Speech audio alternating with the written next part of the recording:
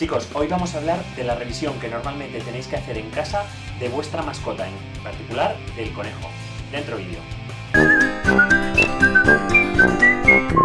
Os debéis de fijar bien en los problemas externos que muestra vuestro animal.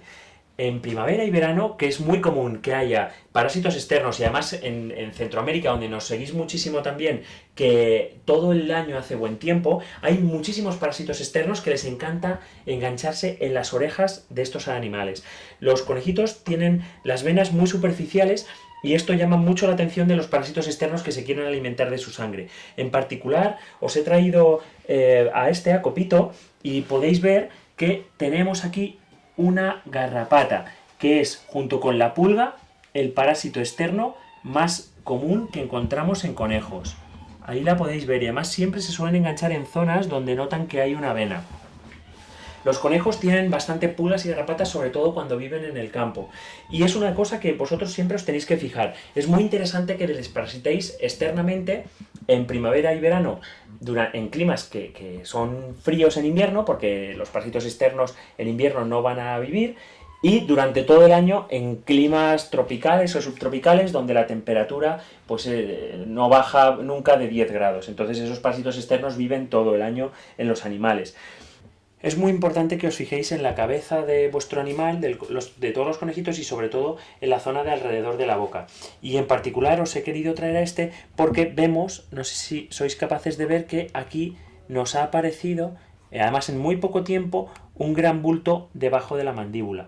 Y cuando lo palpamos, notamos que tiene un cordoncito que le une con la boca.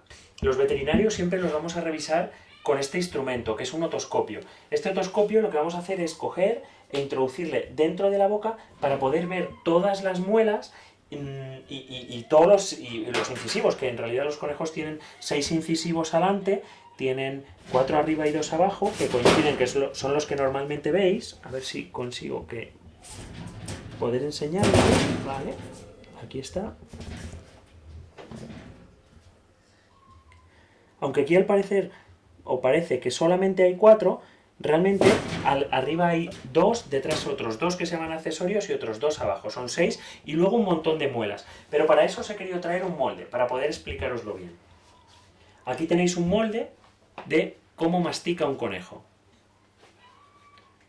Ahí lo podéis ver, tridimensional.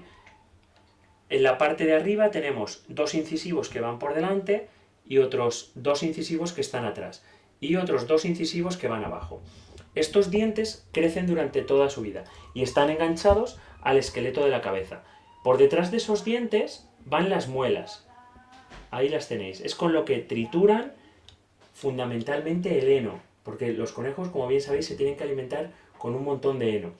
Estas muelas van a crecer durante toda la vida, de tal manera que cuando no crecen bien o cuando no se les da suficiente heno para que desgasten, empiezan a sobrecrecer. Y es muy común que las raíces, que aquí las tenéis, es muy común que estas raíces perforen el hueso y hagan abscesos submandibulares. Es decir, aquí comienza una infección y se hace un bulto de pus aquí abajo, que es precisamente lo que estamos viendo en este animal.